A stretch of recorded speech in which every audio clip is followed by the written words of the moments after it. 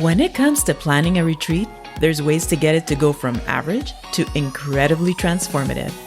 Welcome to Retreat Boss, where we speak about inspired travel for fun, transformation, and profit.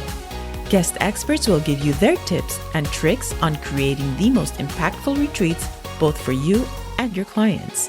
Whether you want a meditative getaway, a wellness trip, or a business escapade, we provide you with the best advice in organizing and hosting a tremendous event. Join Catherine Kontos as she talks with fellow experts about creating exclusive and successful retreats. Dive deep into the most unique activities, the best destinations to visit, and the most uplifting trips out there that you can discover. Here is your host, Catherine Kontos.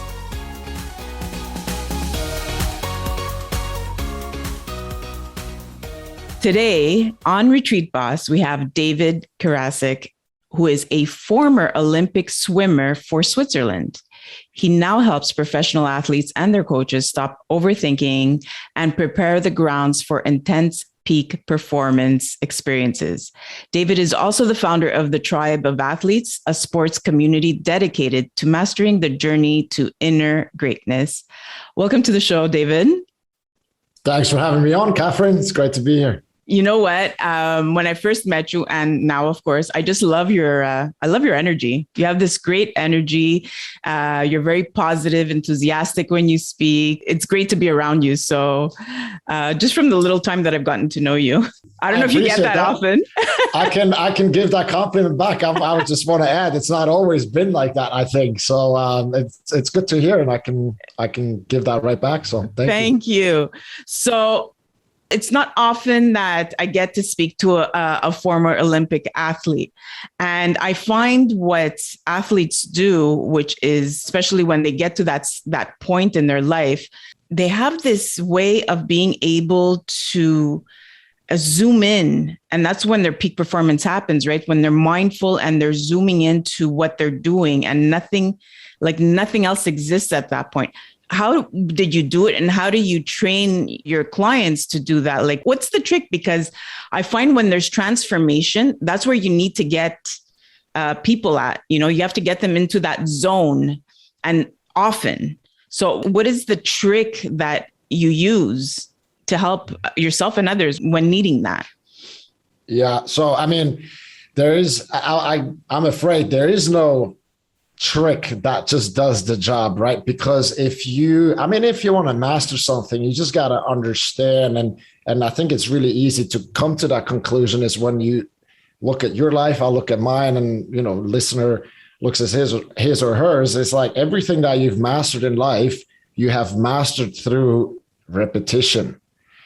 So, and we learn through experience, right? So, and what you're describing, that we need to we need to be in the flow state, in the present moment, to be fluid, agile, like relaxed, yet super focused, as you said, like zoned in at the same time, right? That's why I have the lion. I don't know, are the listeners going to is it going to be on YouTube too? Yes, it will be.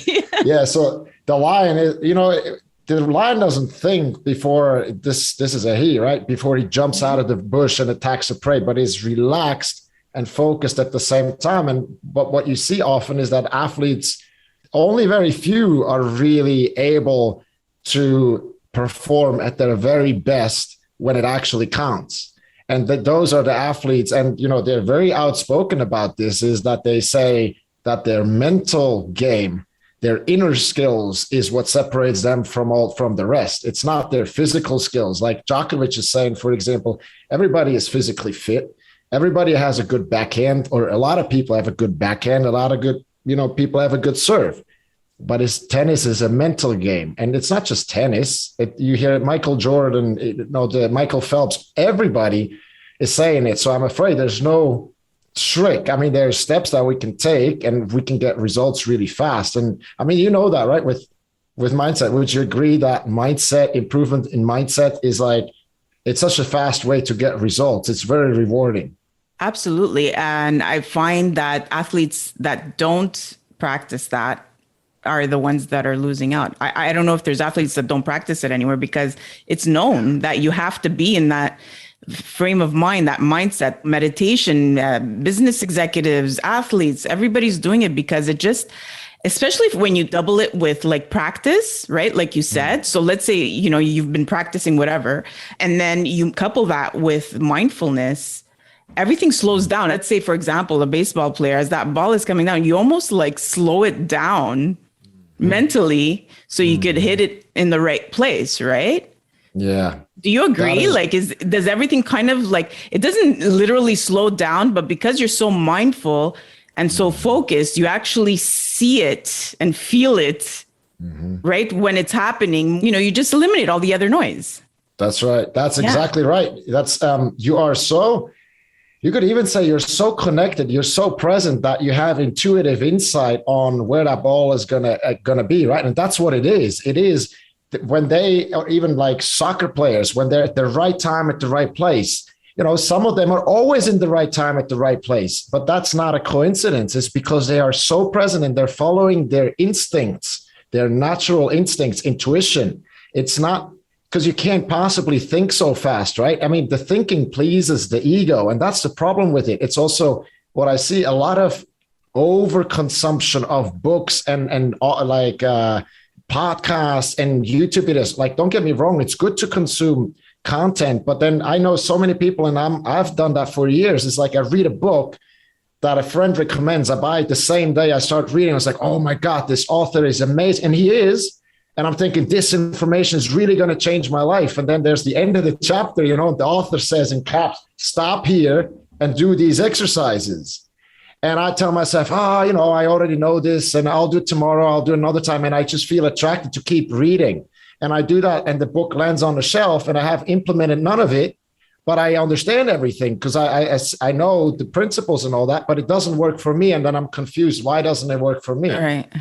Because I haven't applied. Yeah, you haven't applied. And people don't realize, just like an athlete has to practice every day physically to be ready for whatever he's going to compete in or she is going to compete in, they have to do the same thing mentally.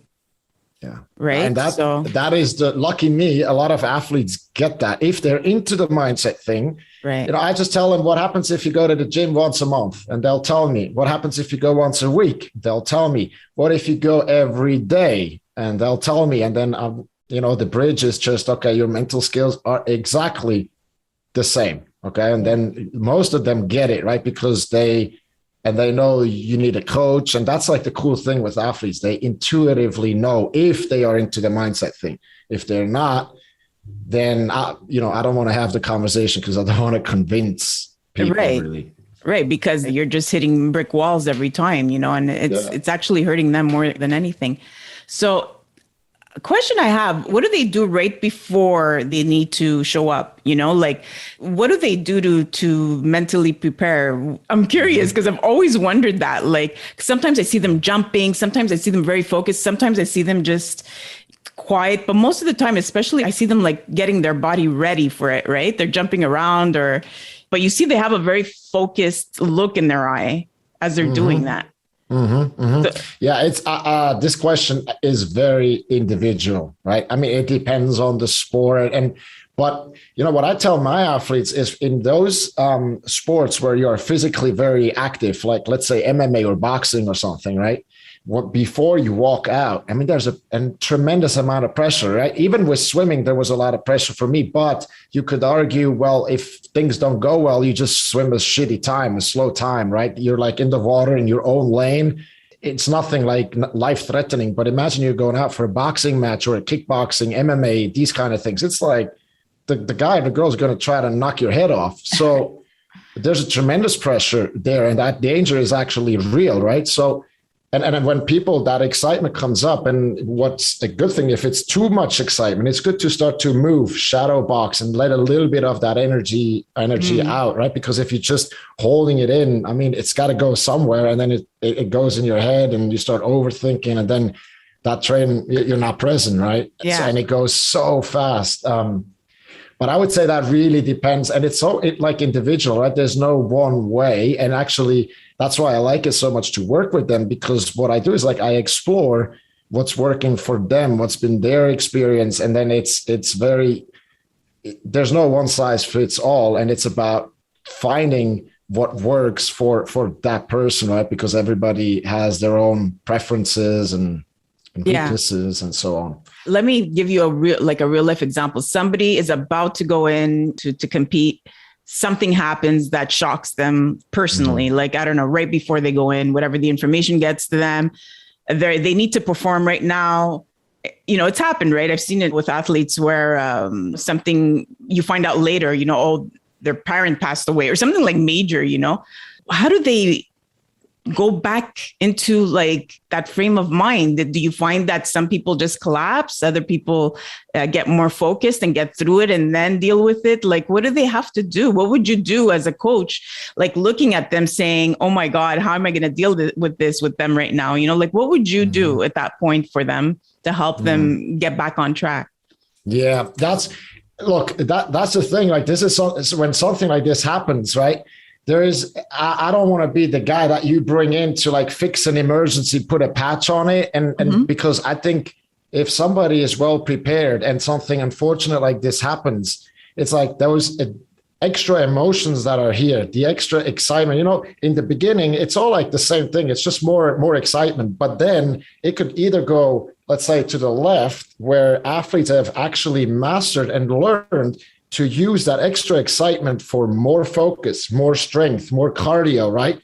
And sometimes you see that they're fighting or they're playing for somebody that has just died, and they have an incredible performance because it fuels them. And then you have others, and it's the same excitement, it's coming up, but they haven't learned that, and it actually goes to the other side, to the right side, let's say, and instead of more focus, they actually lose focus, they lose strength, and then they fall to their level of training or even way below that. And then that's when it's like sad and frustrating, and we question ourselves, because it's like, you know, you can do it. You've shown it before when it doesn't count and so on. And it's just, I mean, you know, that's what it is. We got to learn it. That's why the sooner we start learning, there's so many athletes, they are at the end of their career and they come and say, David, I figured out how important mindset is. I'm like, yeah, dude, but you're 38. You got like 2 years max to go, you know, but that's one of the biggest mistakes. It's like, it's coming to them too late. But as they mature, I mean, you know how it is. We've been in the mindset thing, and it's always getting better, always learning more, right? So how would you take this and convert it to everyday people? You're bringing all these athletes, let's say, to a retreat, which is the same thing. You know, the mindset is mindset. I don't care what you're doing. Like you're saying, you feel all these emotions, you know, it's anxiety, it's anger, whatever it is. But the brain doesn't know. It just knows what it feels. Then it's what you transcribe it into. Like, how am I going to take this energy and convert it to work for me versus hurt me? And that's a decision, I guess, that they have to make. And also, I think also it has to do a lot with innately, like you said, who they are and what they do. Do they always go to the negative, or are they a positive person? Will they say, okay, I'm going to take this energy and I'm going to fuel myself up and go out there and perform at my peak, and then I'll deal with whatever it is. Like they just cut off, block off and whatever. I don't know what you're like, but I'm like that. If there's something bad happening and I'm in a situation where I need to speak or I need to perform, whatever it is, I literally just block it out. And I'm completely focused in what I have to do. And then afterwards I collapse, you know, with what I have to do. I'm like, oh my God, you know, that took out a lot out of me, but I was able to perform no matter what. Like, do you feel like you're the same way? Do you block it out? What do you do in that moment? Like urgency or whatever? You know, I've been fortunate that I really, it is a very good question. I haven't had any of these moments that got to me in a way that I would collapse. I haven't, because maybe I was just fortunate, and I'm very grateful for that. But also it's maybe because I have learned through the spirituality, I've learned to, you know, how we speak about like detachment and becoming the observer a bit more, right? And I think I've really felt how I'm getting more powerful as I'm able to do that, right? Because I'm not so focused on the circumstances. Because I mean, in sports we say you can't always control. I mean, we all say that, right? You can't always control what happens to you, but you can control how you react to it. Right. And so if I can really live that, and if something bad happens that really stresses me out, but I can in that moment, right? And that's, again, it's in the moment. If I can then detach and see like the bigger picture of things, then I'm actually pretty good at just, moving through that situation. But then on the other hand, you had like Simone Biles from, the gymnastics girl from the Team USA. I mean, yes. Incredibly decorated. And she had mental health stuff coming up at the Olympics in Tokyo. And she said, okay, she's not going to compete. And I think I'm a huge fan because she knows she's standing up for herself. And excuse me if I swear, but anybody else is saying, and the reporters are writing from home. Everybody has an opinion these days. But, she competed at the absolute highest level. And I actually think so, it can go both ways, whatever suits you. Yeah, that took a lot of courage because think about it. You're in a whirlwind of like, you're in that wheel, like everybody's expecting, you're in it and you're like, I need to stop. How do I stop here? Because not only is she going to hurt herself, but she's going to hurt her team, right? Like at the same time, if she doesn't perform. And I found that very courageous for her to stand up for herself and say, I can't. Because I know what it's like to be in that wheel of expectation, in that wheel of image, and that especially in the Olympics, you would know better. You're in there, right? I was wowed. I was like, whoa, incredible. Yeah. How do you see that topic? You're more of you said like pushing through, yeah?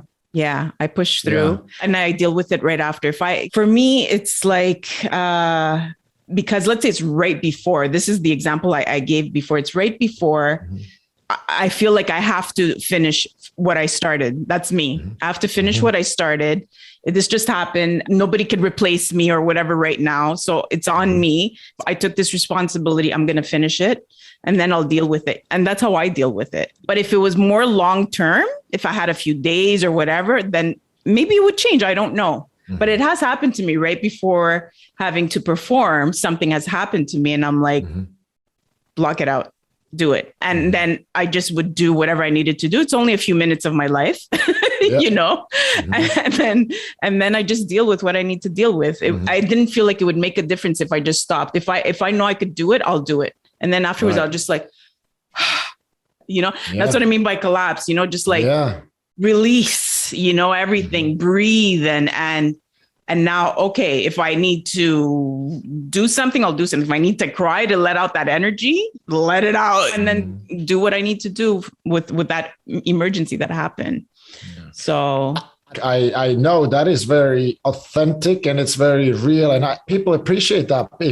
That's why I love being on podcasts. I don't have my own, right? But I love it because there's so many good podcasts out there and you don't have to be the biggest podcaster with like millions or billions of views. But if you hear these stories of people that are, maybe just a couple of weeks ahead in the journey, maybe a couple of years, maybe just a day, and you hear it, how others are handling this, it's so powerful because sometimes all you need is like one person that believes in you or that speaks the right words at the right time. And they're like, oh my God, this is it. And then, you change, you make a different choice.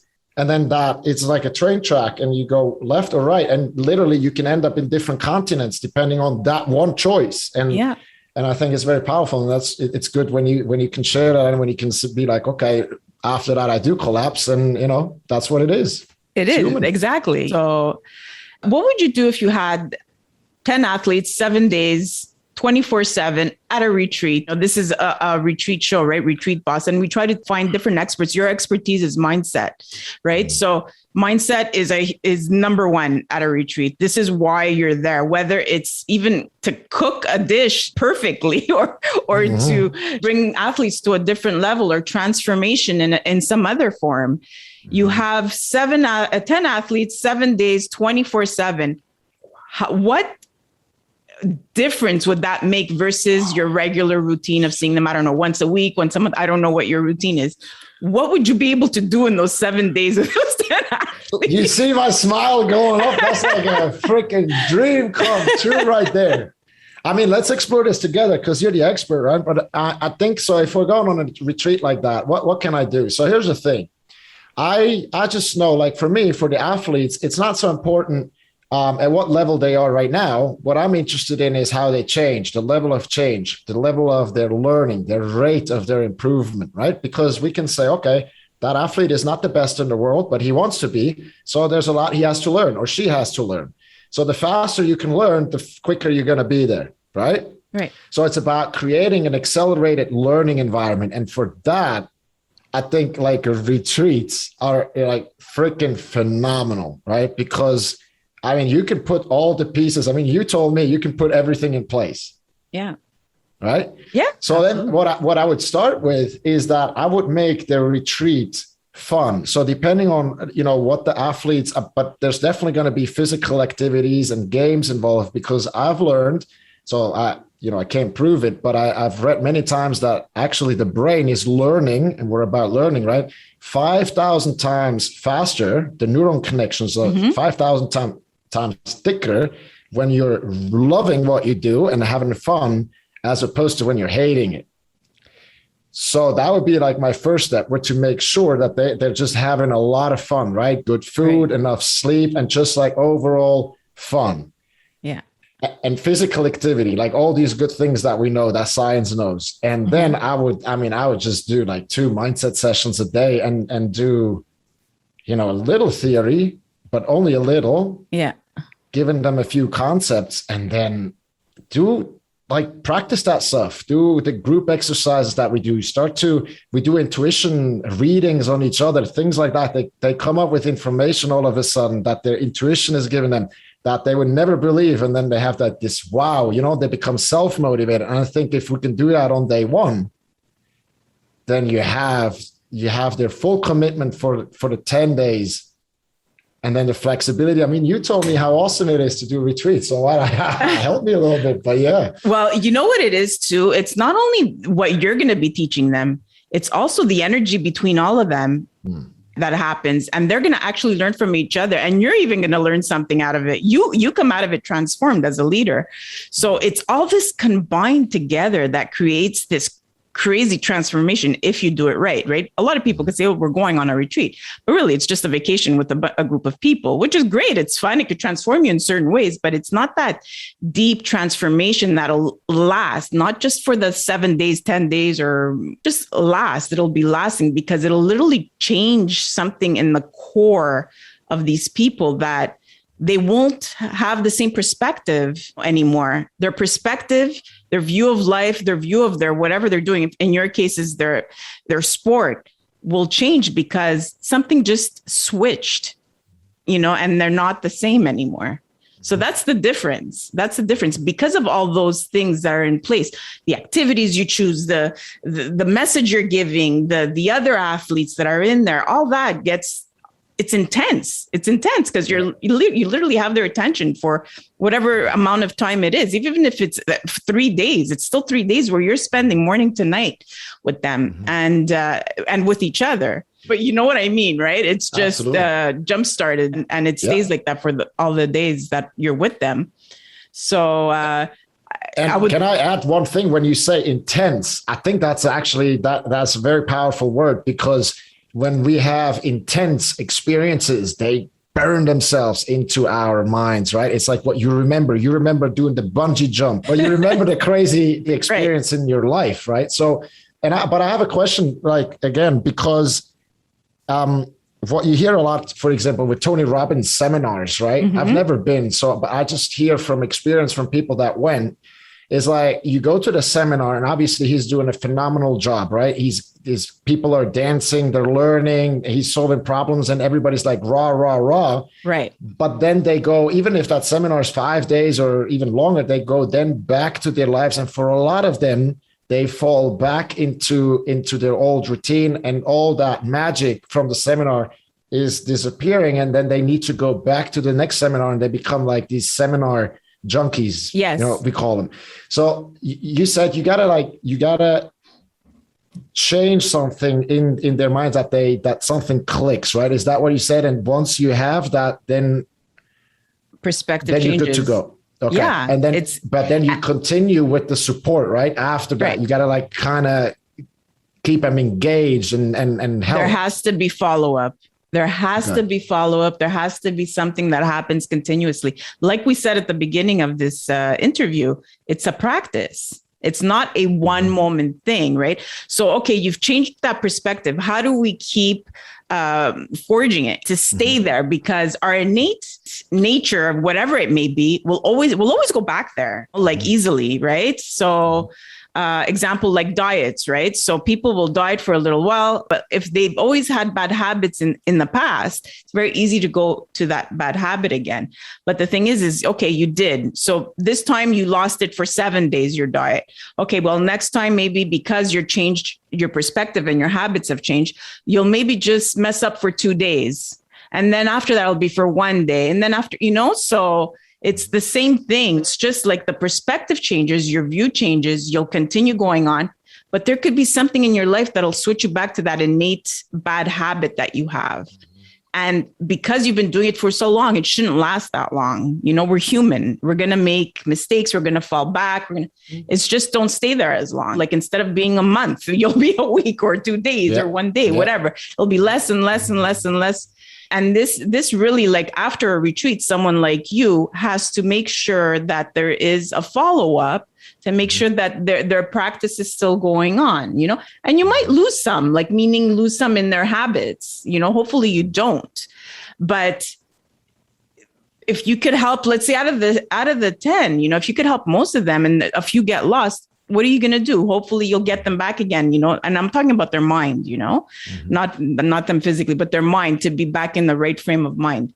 Like I said, we're humans. We're dynamic. We change. Things happen in our lives. We fall. Maybe we'll fall for a little while or a lot longer, but as long as we come back to what's good for us. Yeah. Yeah. And also, you were saying earlier about like the community, about the people that are there, right? That helps. I mean, I've been on a retreat in Ibiza where I was coaching executives, and we had so much fun, and we talked so much with each other. We just got along, right? And then similar interests, similar topics. And it was just like, it really forged a great bond. And now it was really easy to now create the next one in Switzerland, right? In the summer was in Spain, and now in the winter is going to be in Switzerland, because the people, I mean, they're all coming back, and it's amazing when, you meet new people, you create like a community in 10 days or 7 days like that. And it's very amazing because it was so intense. Yeah. And it's because they're like-minded too. They're there for the same reason. Yeah. They have the same frame of mind. So that's why it also creates a community so easily. I developed friendships through these interviews. Imagine, and it's just like a few minutes, whatever, here and there. And then you have the interview. Imagine a whole weekend or a whole week, whatever it is, with the same people. Yeah. It's amazing. Are less stressed out. They don't always have to be on the phone, right? Maybe they have a day where there's no Instagram, no Facebook, and they're more present also, right? Absolutely. It's a beautiful thing. You're in a beautiful niche, I think at least that's how I see it, is with retreats. It's so powerful. Yeah, it's almost magical. It is magical. Yeah. Why not call it magical? Yeah, depending on how you see it. David, I could talk to you for hours. Yeah, I can really talk to you for hours. I could see our conversations going on. And I would love to always connect with you and get to know you more and get to know what you do more always, because I think you have a great frame of mind, and the way you do business is something that I don't know because I don't work with athletes, but mindset is my thing, as is yours, so it's nice to see it in that perspective, in your perspective of how you deal with athletes. Where can people connect with you? Is there anything you want to offer my listeners, or where can they connect with you? Where can they find you? Yeah, the easiest is if you just go on, well, I guess there's a free training but it's for athletes on davidkarasek.com. But otherwise, I'm on social media. If you just search for David Karasek, you'll hopefully find me. And I would love to connect with, I love doing that because, as you said, great people have great friends. And now the world is small with everything being online, and the people that, vibrate on similar frequencies, they just find themselves, and usually good things happen. So that'd be great. Amazing. David, thank you so much for being here today and taking the time away from your work to speak with me. I do have athletes that do follow me as well. So I'm hoping that, you connect with them and, I think it would be very beneficial for them as well to connect with you. So thanks again. Thanks for being here. And I'll see you hopefully through social media and maybe one day we'll meet. You never know. The retreat. Yes, exactly. I'm everywhere. So you never know. Yeah. Thanks for having me on. And you're a wonderful podcast host. Pleasure being here, and keep doing what you're doing. Keep spreading the empowering vibes. Thank you. Thank you, David. Thank you for listening to the Retreat Boss podcast. When it comes to achieving wellness and transformation, nothing is more effective and profound than a well-orchestrated retreat. Achieve huge revenue growth, one trip at a time. Want to learn more on expanding your business with retreats? Visit retreatboss.com, when profitable retreats are made easy. Be sure to leave a rating and subscribe to the show at retreatboss.com/podcast. Until next time, take care.